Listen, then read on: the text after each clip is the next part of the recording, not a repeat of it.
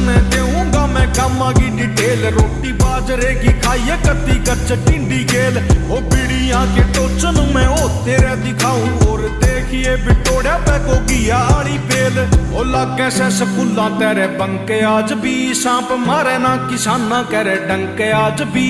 ओ सच्चे साधु बैठे मारे खेड़े और खाड़े में मंदिरा में बाजे मिठे संके आज भी। तेरे पक्का मुंह में पानी आवेगा सरसों का साग देख